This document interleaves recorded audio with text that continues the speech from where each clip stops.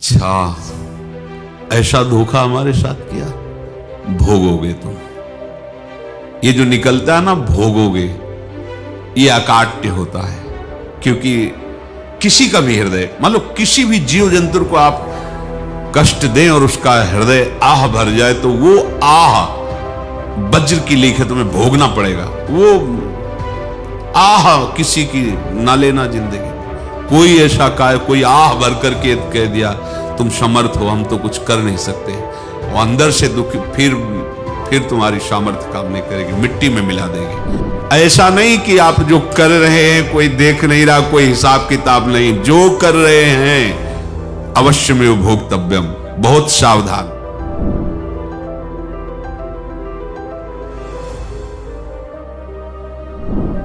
जीव स्वयं नित्य निरंतर कर्मों के जाल को रच रहा है और अपने आप को बांध रहा है।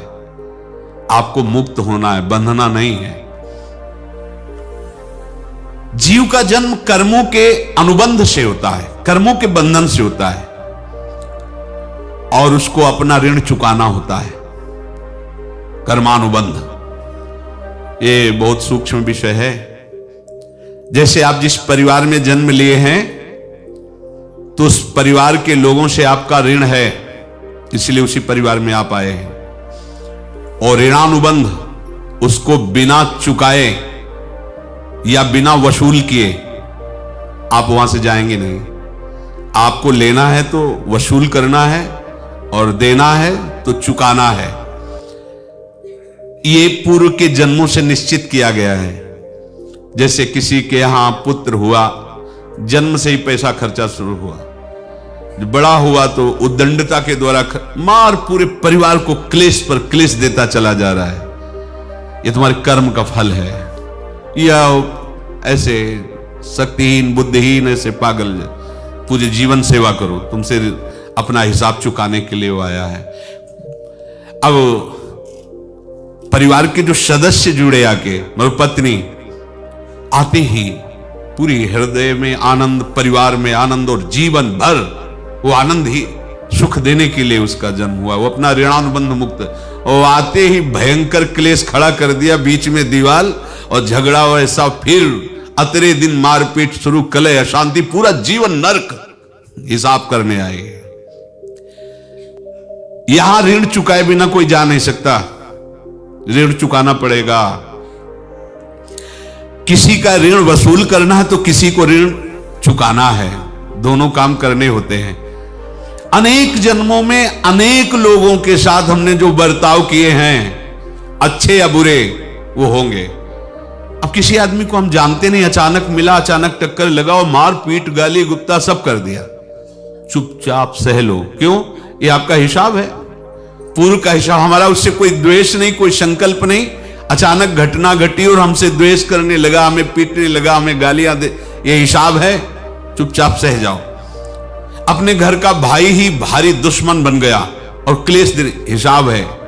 एक प्रभुदत्त ब्रह्मचारी जी की वाणी में पढ़ा था, एक महात्मा जी भ्रमण करते थे, तो उस समय असरफियां चलती थी, मोहरे असरफियां, तो उनको भेंट में देते लोग। तो या तो ठाकुर सेवा में लगे तत्काल, या संत सेवा में तत्काल लगे, उसका संग्रह करके डोलना ये ठीक नहीं है। बैरागी के लिए सिद्धांत में ये ठीक नहीं है। तो जब 2, 4, 6, 8 ऐसे मोहरे हुई, तो उन्होंने विचार किया कि और भ्रमण करके जब काफी मोहरे हो जाएंगी तो प्रयागराज में जब कुंभ पड़ता है, एक बार पूरे सब अखाड़े के संतों को, अलग अलग संप्रदाय सब संतों को बुलाएंगे और सबको खुआएंगे। अब साधु है तो यही विचार करेगा, और क्या विचार करेगा। तो उन्होंने एक ऐसे डंडा बनवाया, बेंत, जो ऊपर से चूड़ीदार और भीतर पोला, और मोहरे उसमें डालते गए, और भ्रमण, जहां जहां श्रद्धालु भगत सबके यहां जाना और इच्छा रखना कि एक मोहर तो दे दे दक्षिणा में। कामना कोई भी हो वो बांधती ही है, ध्यान रखना। इसीलिए प्रभु जो चाहे वो करे, अपनी चाह नहीं रखनी चाहिए, अपनी चाह प्रभु की चाह में मिला देनी चाहिए। धीरे धीरे वो छड़ी भर गई। भ्रमण करने वाले महात्मा चूड़ी लगाई, इंतजार करते रहे। जब प्रयाग का कुंभ पड़ा तो चले। तो रास्ते में एक गांव में पूछा जाता है, जैसे कहीं रुको कि कोई श्रद्धालु ऐसा है जो संत सेवी है। तो कुछ लोगों ने बताया, हाँ एक परिवार है, बहुत संत सेवी है और आपको मिलाते हैं उनसे। आइए महाराज, घर में रुका। खूब अच्छा हलवा पूड़ी पवाया और जो घर के मालिक थे चरण दबाए। चरण दबाते दबाते उनकी दृष्टि पड़ी उस डंडे पे। इतना मोटा और ऊपर से कुछ चूड़ी सी भी नजर आ रही, इस डंडे में तो कोई रहस्य है ही है। अब महात्मा जी को खवा पिला के सुला दिया। महात्मा जी जब सो गए तो पत्नी से धीरे से कहा, वो डंडा लाओ बाबा जी का। डंडा, वो चूड़ीदार जो ही खोला पलटाया तो सैकड़ों मोहरे। ऐसे संत रोज पधारे भगवान, तुम आनंद हो जाए फिर क्या। पत्नी से कहा, नाप के कंकड़ लाओ। वो तो महात्मा जी तो खाए खीर पूड़ी, आराम से सो रहे। रात में पूरी प्लानिंग करके उसमें कंकड़ भर के चूड़ी लगाकर सिराने रख दिया, सारी मोहरें हटा ली। महात्मा जी आराम से छड़ी उठाए तो वजन पक्का। वैसे बड़े लोग चतुर होते हैं, पर ये नहीं जानते कि कर्म कितना भयानक होता है। और उनकी कोई संतान नहीं थी, पर धन में इतना प्रेम उनको था। बहुत सावधान रहे। साधु महात्माओं के पास जो अर्थ है, गृहस्थी अगर आता वहीं से है, पर अगर उसको जोर जबरदस्ती या किसी छल कपट से, तो वो उसका विनाश ही करता है। आज तक का प्रमाण है। अब उनको ये भाव पता नहीं होगा, या पता होगा तो लोभ के कारण वो उसको मान नहीं पाए होंगे।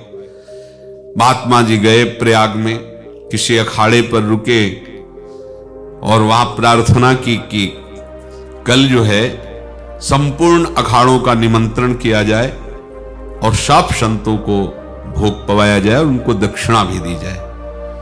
महंत ने सोचा कि बहुत बड़ा है तो उत्सव है, क्योंकि प्रयाग में कितने हजारों संत महात्मा सब। तो उनका महाराज बोरों इसमें चीनी और टीनों घी लगेगा, सब व्यवस्था। बोले आप मंगाइए, एक एक हिसाब हम करेंगे, हमारे पास सब व्यवस्था है। बोले कुछ तो पहले दे दो, वो इकट्ठे देंगे हम।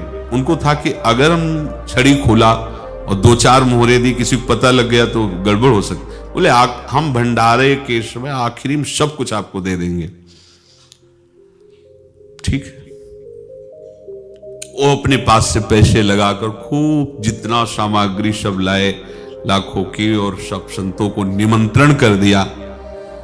संत जन निमंत्रित हो गए। भंडारा बन रहा है, तब वहां के महंत है और उनका देखो भंडारा भी बन रहा है। संतों को निमंत्रण।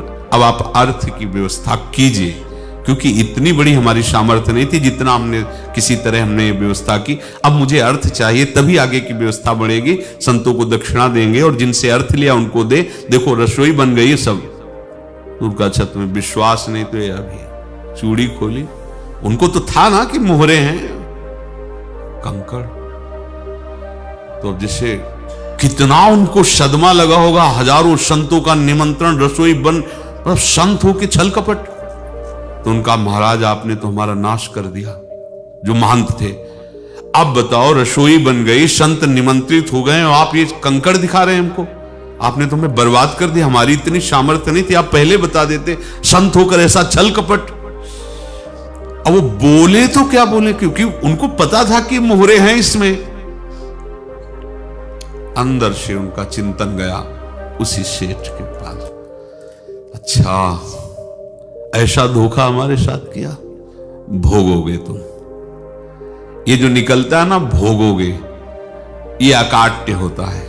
क्योंकि किसी का भी हृदय, मान लो किसी भी जीव जंतु को आप कष्ट दें और उसका हृदय आह भर जाए, तो वो आह वज्र की लीक है, तुम्हें भोगना पड़ेगा। वो देखो भीष्म जी को भोगना पड़ रहा है ना। सांप को ऐसे धनुष की नोक से उठाया और बंबूल के कांटों के ऊपर फेंक दिया। कई दिन तक शेदा हुआ, वो आह भर करके मरा। तो आपको 6 महीने बाणों की सैया पर आह किसी की ना लेना जिंदगी में। कोई ऐसा कोई आह भर करके कह दिया तुम समर्थ हो, हम तो कुछ कर नहीं सकते, और अंदर से दुखी, फिर तुम्हारी सामर्थ्य काम नहीं करेगी, मिट्टी में मिला देगी। फिर ये तो संत थे और भगवत आराधना के लिए, संत आराधना के लिए ही ऐसा किए हुए थे। अब इनका कैसे मुंह दिखाएं? अब क्या करें? सुबह संत जन आएंगे, सबके बीच में हमारी कि देखो इन्होंने, अब क्या करें? गए और संगम में जाके छलांग लगाई, अपने प्राण त्याग दिए। अब उनके तो पास मोहरे थी और व्यापार बढ़ा, और 9-10 महीने बाद ही लड़का हुआ। अब तो उनको कि संत फलीभूत हो गया। देखो व्यापार चल रहा, लड़का नहीं होता था, लड़का भी हो गया, बड़ा आनंद छा रहा है। जब से वो प्रकट हुए और धन की वृद्धि शुरू हो गई, पढ़ाई लिखाई में उनके खर्चा हुआ सब, बस बीमारी शुरू हो गई उनके शरीर में। अब उसमें पैसा जाना शुरू हुआ। इतने आसक्त तो वो दोनों हो गए कि कुछ भी हो, व्यापार ठप, संपत्ति बेचना शुरू। तो उन्होंने कहा कि बेटा मैं क्या कर सकता हूं तुम्हारे लिए? बोले हमारी अंतिम इच्छा है प्रयाग चलो, और जितने प्रयाग में संत महात्मा सबको एक बार भंडारा करवाओ, हमारी इच्छा अंतिम है। क्योंकि अंतिम यही इच्छा थी। बोले अब ज्यादा संपत्ति तो नहीं रह गई, तो बोले घर बेच दो, मेरे लिए ही तो है, बेच दो। मुझे लगता मैं बचूंगा नहीं, पर मेरी अंतिम इच्छा पूर्ण कर दो। घर बेच दिया, जेवर बेच दी। वहां गए, जब संत सेवा की तो बोले मुझे संगम तक ले चलो।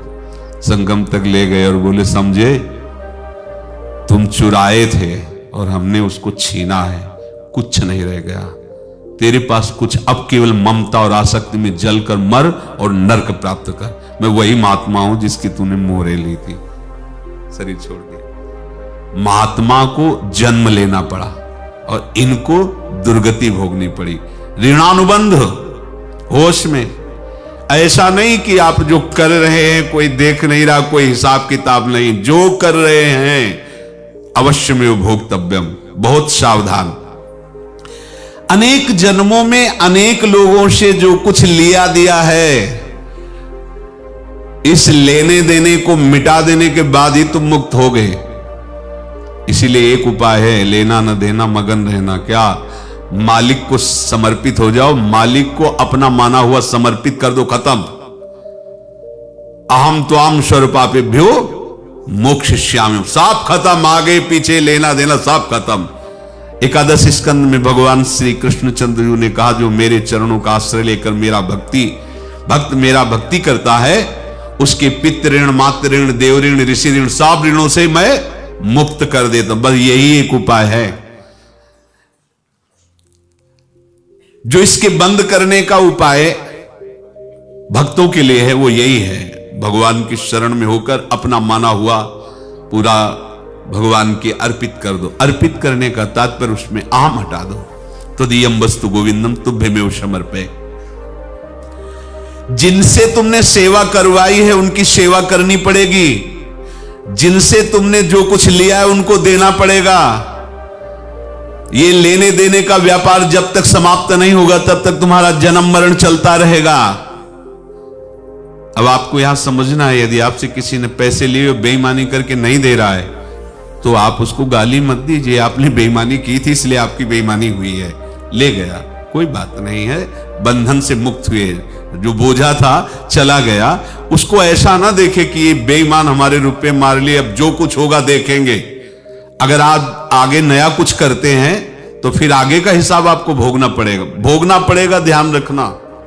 ऐसा नहीं है कि आपको भोगना नहीं पड़ेगा। एक ही उपाय है कि अब जो शरीर धारण किए इसी में जो भोग ले, आगे ना होना चाहिए। तो क्या करे?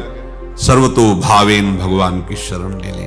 ये तो सर्वाणि कर्माणि मयि सन्न्यस्य मत्पराहा अनन्येनैव योगेन माम ध्यायन्तु उपासते तेषामहं समुद्धर्ता मृत्यु संसार से। ये बड़ा कठिन है पार होना, कोई छोटी मोटी बात है। एक महात्मा बाल्यावस्था से भजन करते थे, शालिग्राम भगवान पास रखते थे और उन्हीं की आराधना करके बस पाठ, नाम, जप और भ्रमण करते थे। यौवन अवस्था थी, गंगा जी के किनारे अपने ठाकुर को विराजमान करके स्नान करने के लिए कपड़ा ही उतार रहे थे कि 90 लोग आ गए, भाला तलवार सब ले, मारो मारो इसको मारो, घेर लिया। तो उन्होंने हाथ जोड़कर कहा, हमने क्या अपराध किया, कोई सुन ही नहीं रहा। तो उन्होंने कहा, मार तो डालोगे ही आप 90 लोग, हम कोई अस्त्र शस्त्र तो लिए नहीं, एक बार हमें गंगा में डुबकी लगा देने दो और अपने ठाकुर को स्नान करा देने दो, फिर इसके बाद आप मार देना। भगवत इच्छा से वो लोग रुक गए, स्नान किया और अंदर से प्रार्थना की, प्रभु ये क्या लीला है आपकी, आपके सिवा मेरा कोई है नहीं और ये मुझे मारना चाहते हैं।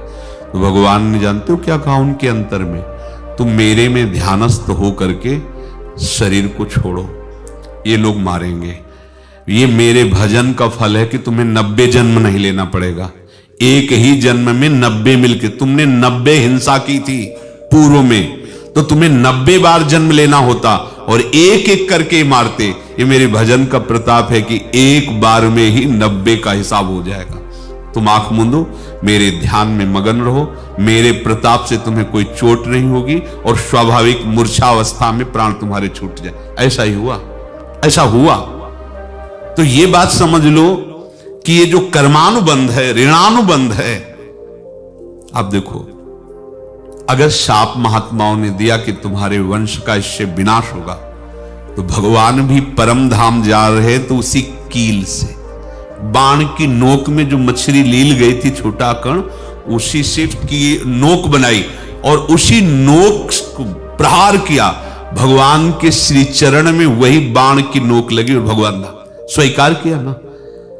भगवान का बड़ा लीला विचित्र है। अगर छुप करके उधर रामावतार में बात, तो इधर ऐसे स्वीकार किया है भगवान ने। ऐसा कहीं नहीं दिखाया कि मैं भगवान हूं तो मैं अपने लिए, ऐसा नहीं दिखाया। नारद जी का हित किया पर नारद जी ने शाप दिया तो भगवान ने स्वीकार किया। बंदरों ने ही सहायता की, जैसा बोले थे वैसा। ये लीला इस शरीर में भोगनी पड़ेगी। हां, ज्यादा को कम में भुगता देंगे, पर अब अगला शरीर ना मिले, इसके लिए सर्वतो भावेन भगवान के आश्रित हो जाए। जैसे आपने दुकान फैला रखी है तो उसमें दो काम होते हैं, लेना और देना। किसी को उधार दिया है तो हमें उसे लेना है, और कोई नगद देकर सामान ले रहा है तो उसे सामान देना है, या उधार लिया है तो हमें उधार देना है। अब अगर दुकान बंद करनी है तो तुम्हें देने वालों पर जोर देना है, लेने वालों पर जोर नहीं। लेने वाला तो जाओ हम क्षमा किया, समर्पित किया, हमारा कोई संबंध नहीं, खत्म हो जाए, वो खुशी हो जाएगा। लेकिन देने वाला, तुम अगर दुकान भी उठा दोगे तो जहां भी रहोगे तुम्हारे पास वो आएगा, लाइए हमारा। तो देने पर नजर रखिए, जिसका जिसका हिसाब है वो आपके सामने आता जाए, हटाते जाओ। लेने पर नजर मत रखिए और दुकान फौरन उठा दीजिए, नहीं अगर लेते देते रहे तो चलता रहेगा। आगे चलकर कुछ लेना न देना, मगन रहना बस अपने प्रभु के चिंतन में। अब हम कैसे जाने कि किसको क्या देना है, हमें क्या पता? तो हम पूरा हिसाब जिनको पता है उनको दे देते हैं, समझ रहे हो? उनको पता है क्या लेना है क्या देना है, तो इनके पास पहुंच गए, सरकारी हिसाब से सब बराबर कर देंगे। हमको अपनी जिम्मेवारी इनकी चरणों में समर्पित कर देना है, तभी हम जीवन मुक्त होंगे। ये रहस्य की बात है। प्रभु कह रहे हैं, यस्य सर्वे समारंभाः काम संकल्प वर्जिताः ज्ञानाग्नि दग्ध कर्माणं तमाहु पंडितम बुधाः।